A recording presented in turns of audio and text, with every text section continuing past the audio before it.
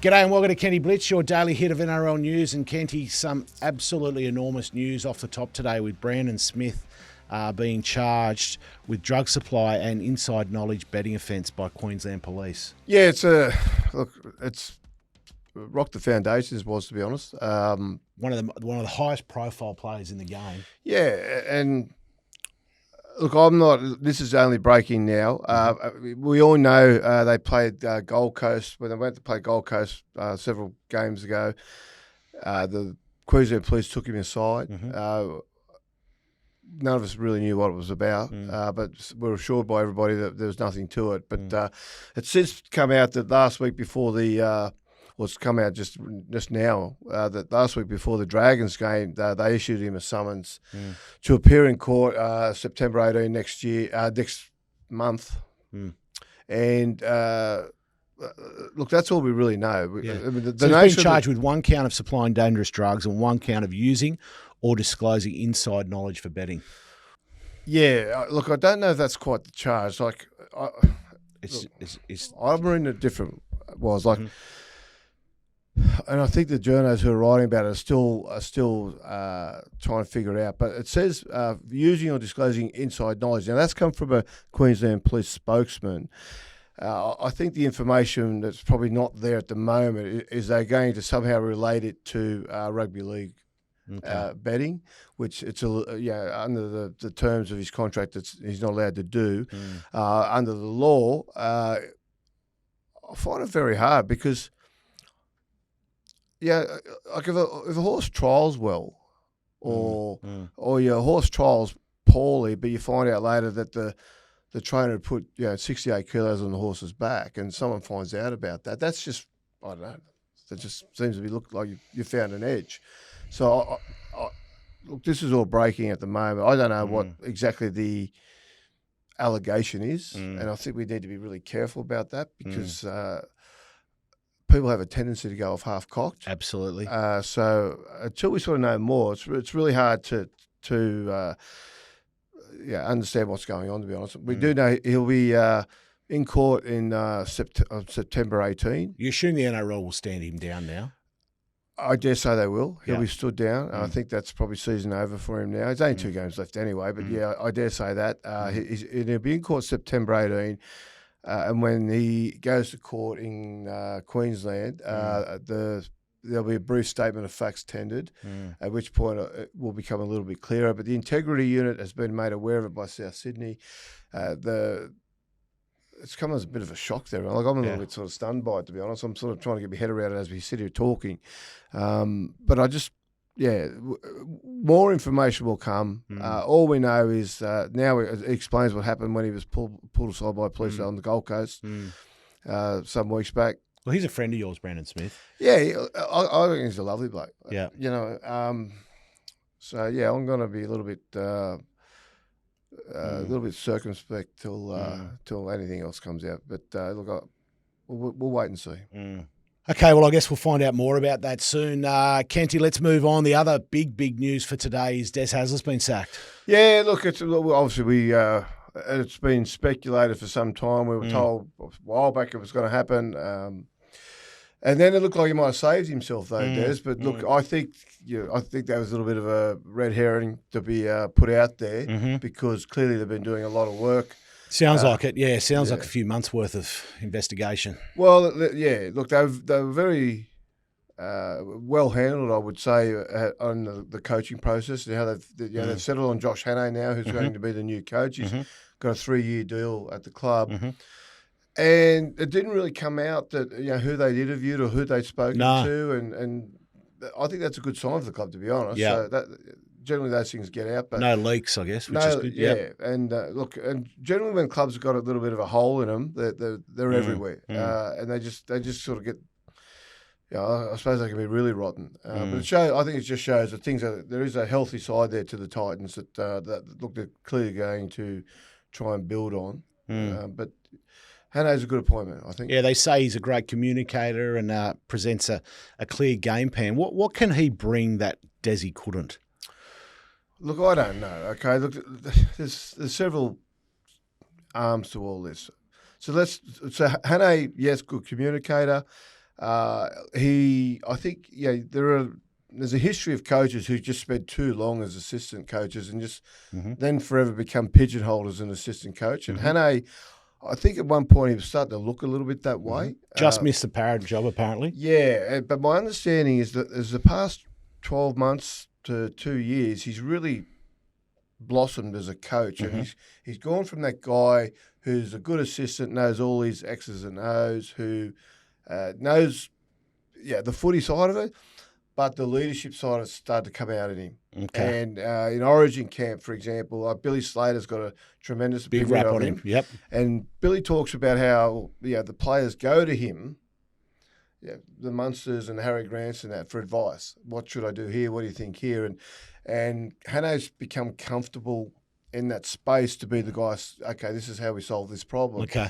Which is a real step forward as from a head coaching prospects, because there is a big difference between head coach and assistant coach. Assistants are like someone who gives you a tip on the races. All care, no responsibility. Absolutely, right? yeah. Yep. And whereas head coach, you live and die by the results, and not only just the wins and losses. You pick a player in the wrong position, or you pick a player you think might be able to do the job. He doesn't do the job. Well, that comes back to the head coach. The assistants can say they gave you all the information on him, all the advice, but the butt stops with him, right? Yeah. So and I think that's often a failure of coaches. They're a little bit uncertain of what their coaching looks like. Okay. New coaches, what their coaching their looks identity like. You're talking about. Yeah, their identity as a coach, what they stand for, what they're willing to put up with, what they're willing to let go, things like that. And assistant coaches who sort of stay in that area, they are a little bit, I wouldn't say wishy-washy, but they're a little bit uncertain. Whereas the guys that really step forward, and we've wrapped Jason Riles, Deluxe, Cameron Ciraldo is another one. They had clear ideas of what their football team looked like, and Josh Hannay, I think, is that mould. So it's a good appointment from that point of view. So probably 6 weeks ago, you talked about the news that Desi was on the way out, and they were going to put a broom through the place. They seem to have made a few other appointments, which you. Yeah, they have. Look, so and again, this goes to how well I think it was all handled. They've gone and had a look at the whole club from top to bottom. Structure. And they've brought in Scott Sadler as the general manager. Okay. The football general manager. Do you like that? Do you know Scott? Yeah, I do. He's a terrific guy. He knows his footy. And what I like about him is he's had various jobs. He's been out of the rugby league world, but also close enough to it. So he's been able to sort of look at how other businesses or it's good. Things work, and so he's done a good job in other aspects. He's obviously going very well on the media at the moment, and all the rest of it as well. But he's a Gold Coast guy. Like, he grew up on the Gold Coast. He played for the Gold Coast way back when. It was his first NRL team when he first came into first grade himself. He has worked there on staff before under previous ownerships and whatnot. So from that point of view, he knows the club, he knows everything about it. So he's going to come in and basically he's going to put the whole operation in place, like a Frank Panisi sort of Phil Gould kind of role. Okay. I think he'll do a great job at that. And then Anthony LaFranchi's been brought in as the head of recruitment now. He played there as well. I think he might have been a foundation player, maybe. Maybe. Well, probably the Titans foundation. He was. Yeah. But so he's coming in. I think he'll go well. Again, he's got a good reputation around the game. The thing for me though was about all this is what's the Gold Coast look like? This is what I think. This is why I think Scott Sadler's a really good appointment, because they keep going through coaches at the moment. John Cartwright, he was there for the foundation coach of the Titans. Yep. He was there for, I think, 8-9 years. Probably their most successful coach, Well, he did. He got him a week away from the grand final one year. But out of all that, they ended up getting rid of him because they felt they'd stagnated a little bit. They've had the old interim coach in the meantime, but Garth Brennan went up there. And again, good assistant coach, good reputation around the game. Before Garth was Neil Henry. Neil Henry took over the job from Cartwright. Neil Henry had coached at Canberra, he coached at the Cowboys. Then he went to the Titans. They killed his career at the club. He hasn't got a head coaching job again in the NRL. Garth Brennan went up there, assistant coach. He couldn't quite deliver what they needed to get done.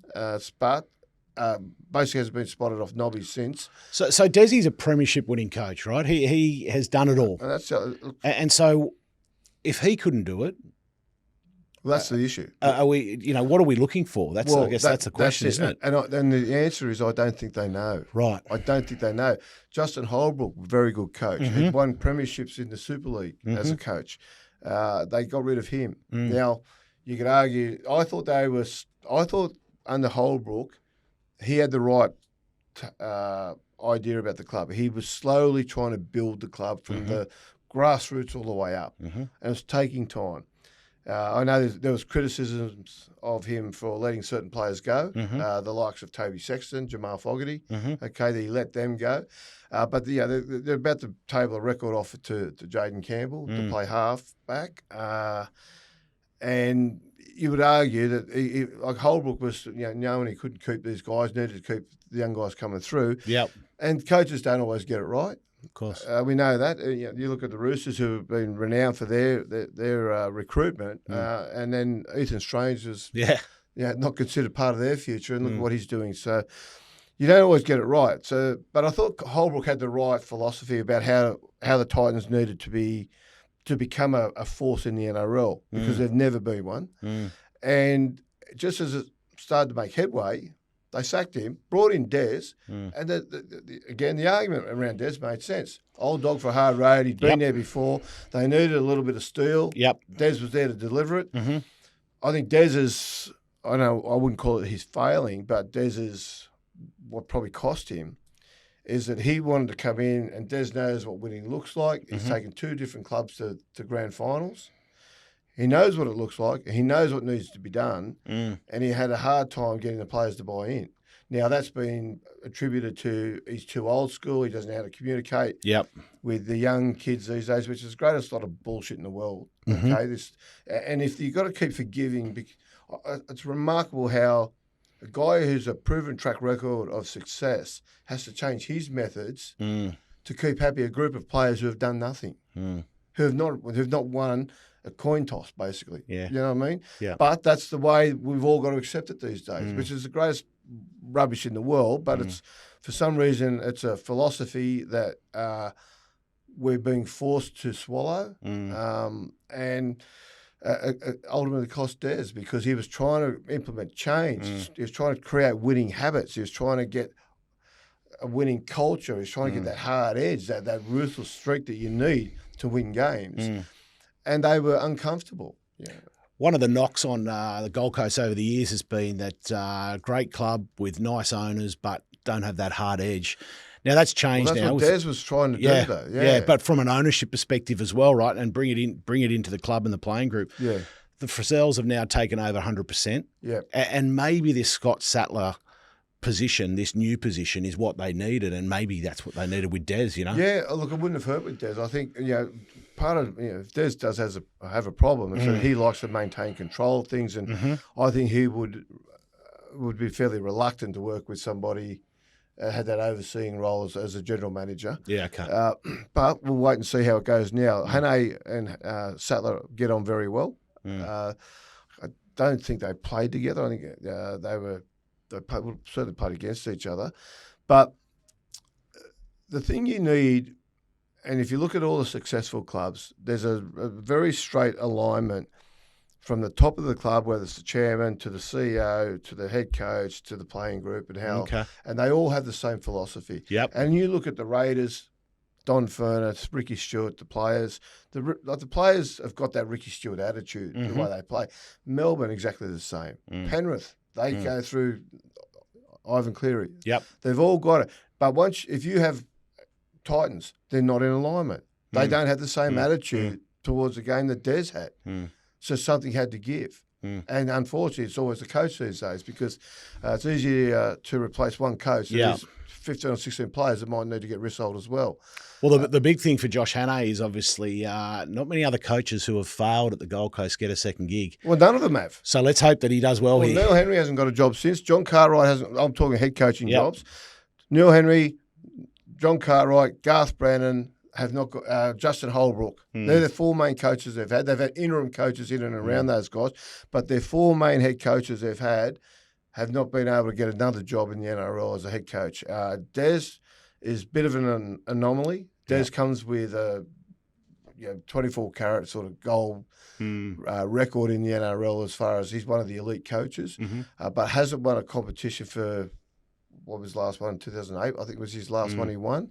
So it's been a little while since he's won a competition.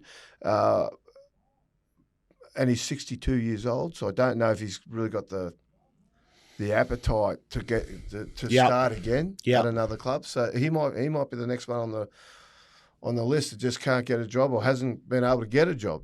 So we'll wait and see on that.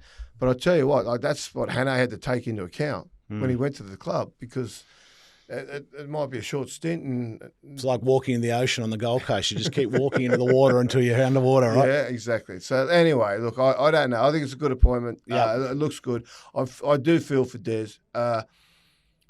Whether he wanted too much change too quickly, whether that cost him, but again, he's not a guy to waste time. So he did come in hard. He did come in with a bit of a steel fist, and the players just didn't respond to it. Well, one thing, not enough anyway. Yeah, the one thing this does do is it's an indication to the players now, but to Tino and Fafita, that we've chosen a coach, and then they can make a decision based on that now. Yep. Yeah, and it's interesting too. Tino, there's a lot of speculation about the Bears going hard after him. He's able technically to begin negotiations on November 1. But the thing also is that Tino, and I don't think this is why Hannay was appointed, but Tino's seen how Hannay did operate inside Origin camp. So he'll already have a pretty good idea whether that works for him or not. Smart play, I think, by the Titans. Yeah, so that'll help them keep him there at the club. Yep. Mate, let's talk about the greatest game of all, or the greatest ending of all, the other night. Wasn't it wonderful? Penrith, Canberra. Yeah. You seen many better than that? Look, I was trying to think about, just as pure club games go, I don't think I have. Like, it was the last play of the game.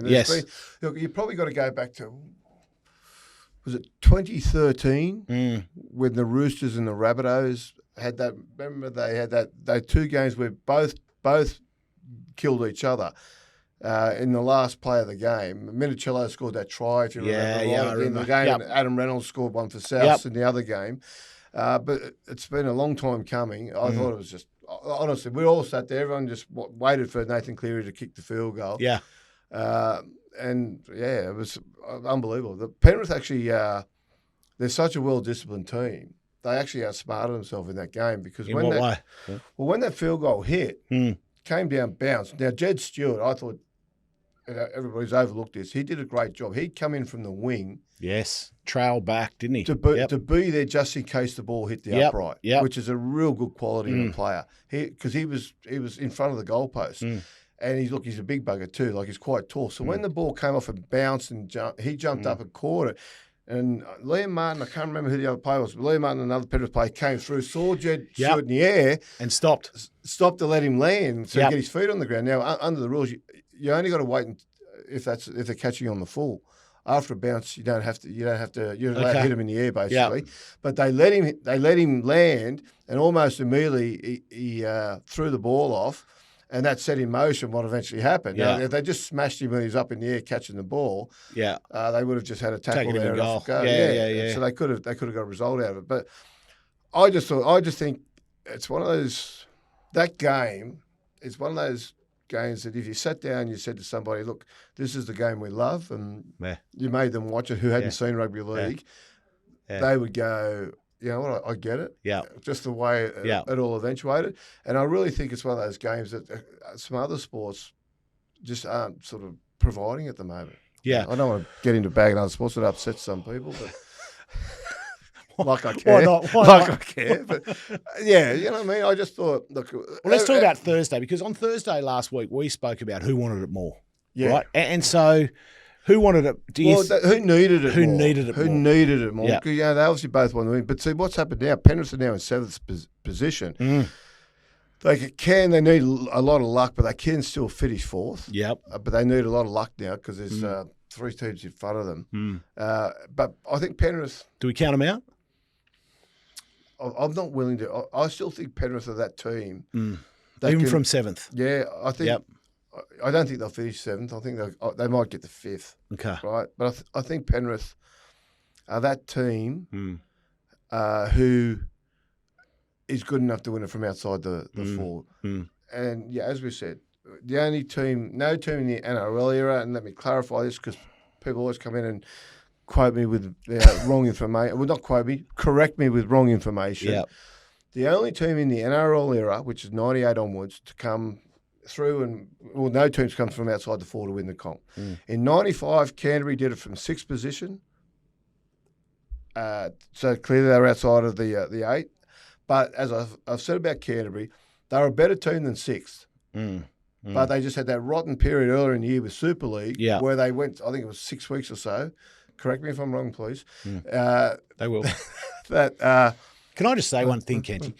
When people have the luxury of Googling after Kenty just sits here for, however long and rattles stuff off his head, and then people say, well, they're not 7th, they're 6th. Well, they're not 6th, they're 7th. It's like, really? Mate, look, hey, we live in a world of police informants.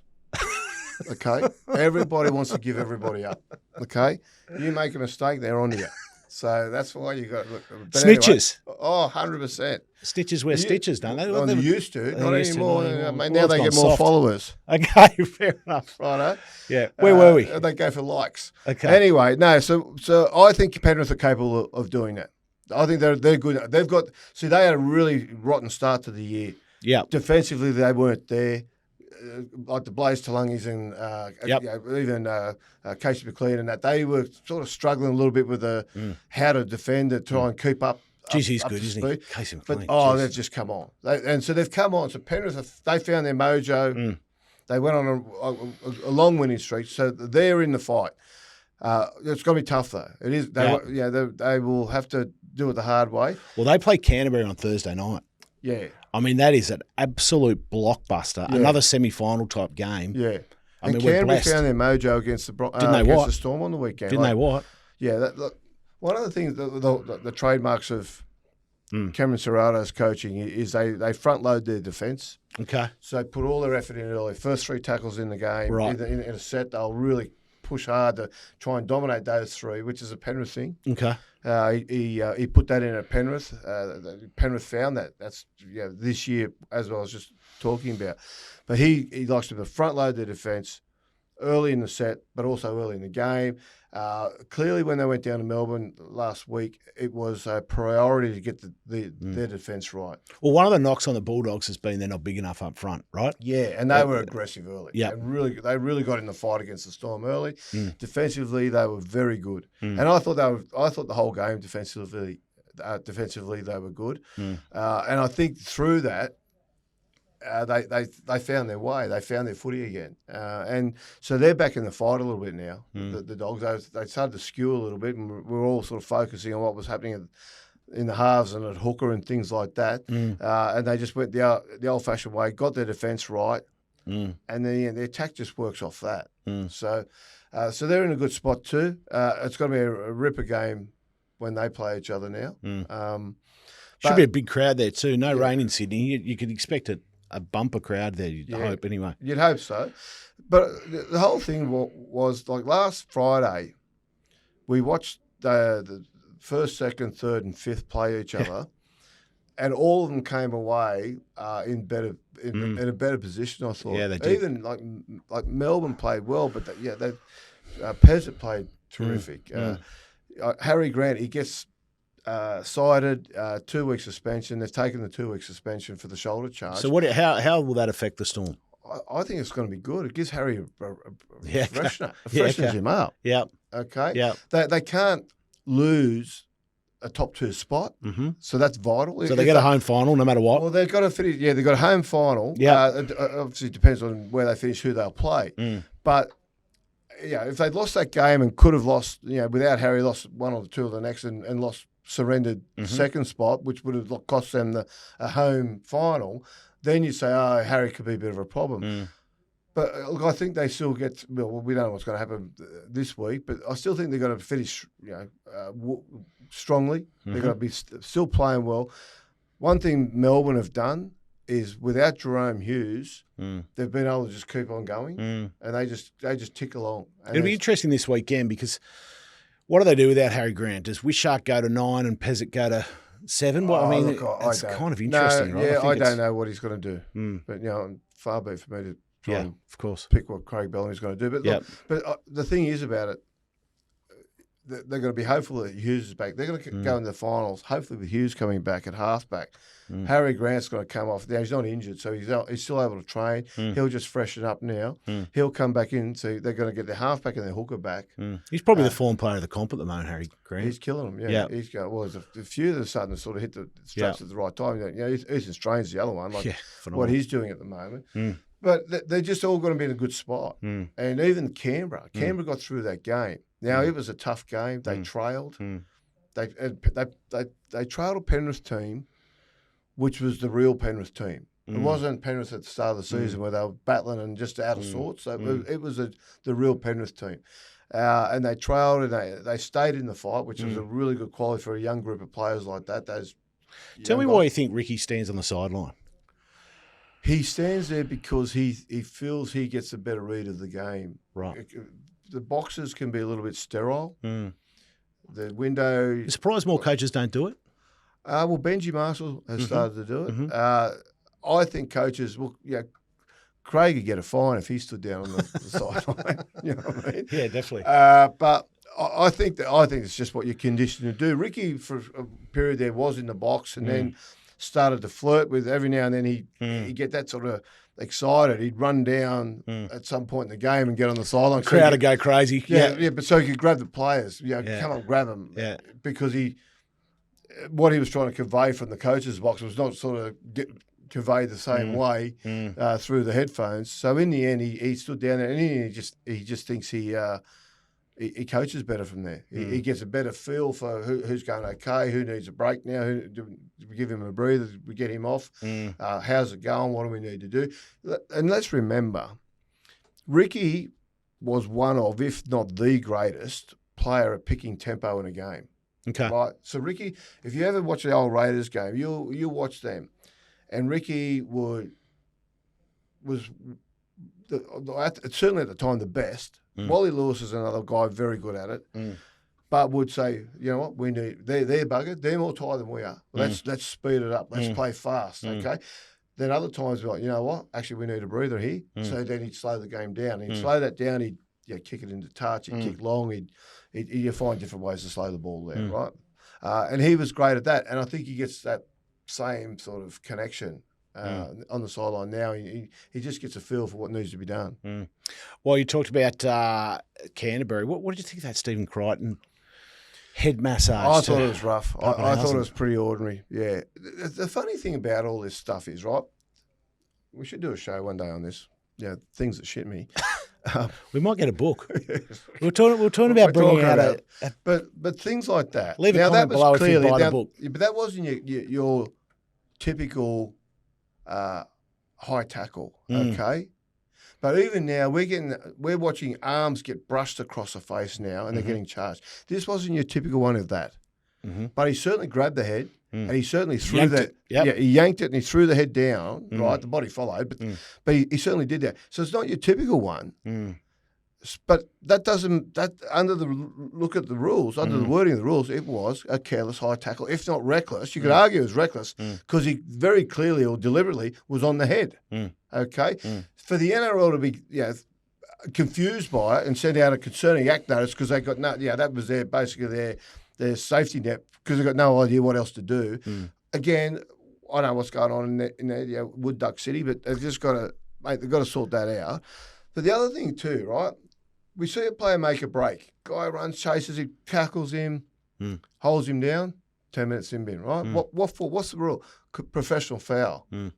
How many times have we seen escorts on a kick come in and push a player out of the way, knock a player out of the way, put him off his run?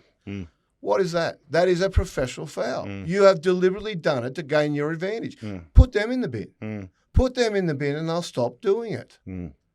Let's not talk about consistency, Kenty. Not on a Monday, mate. Come on. We need to warm into the week, mate. We're going to Oh well, we'll see. But Let's talk about the Roosters. Let's talk about the Roosters. The Roosters were out of the game once Sam Walker got knocked out. Okay.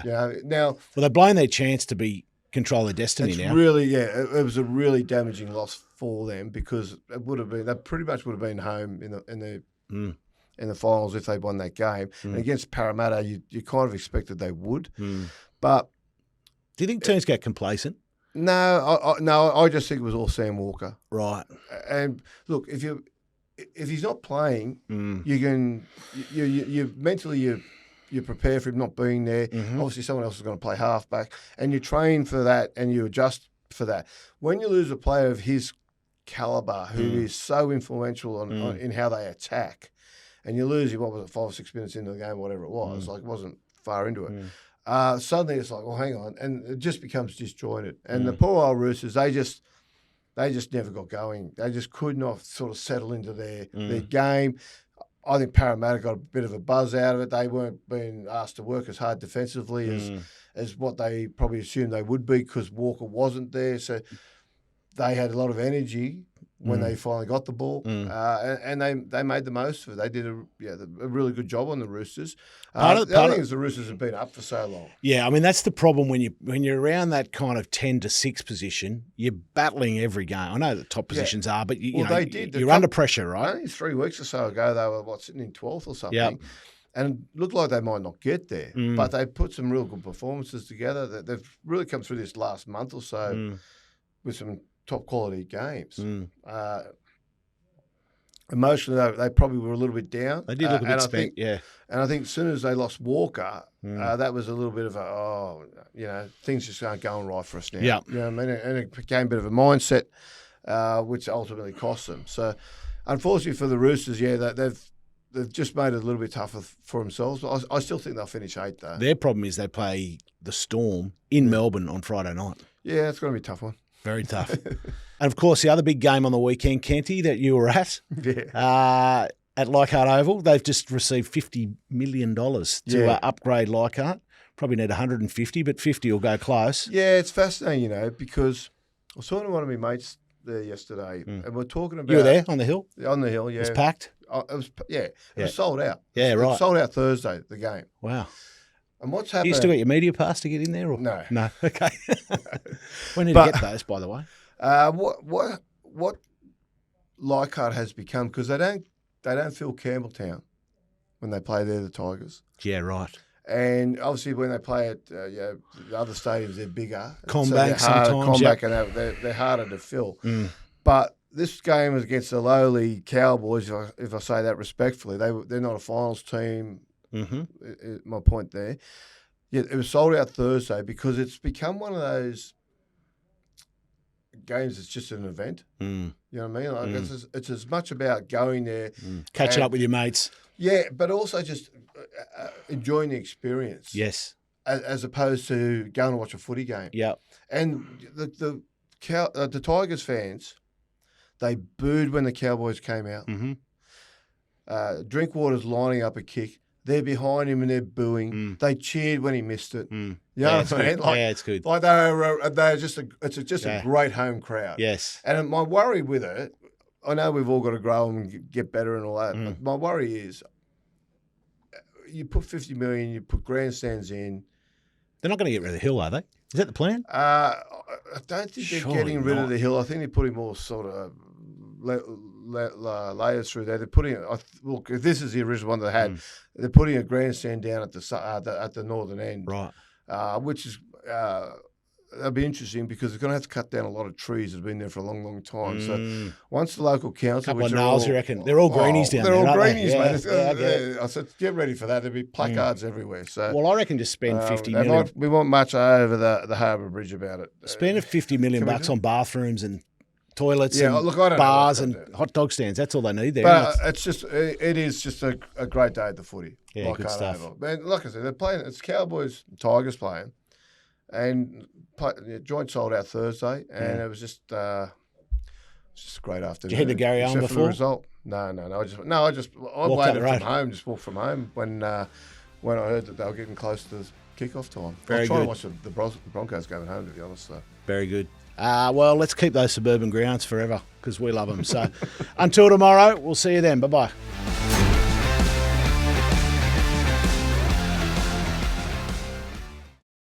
Chances are you're about to lose. For free and confidential support, call the number on the screen or visit the website.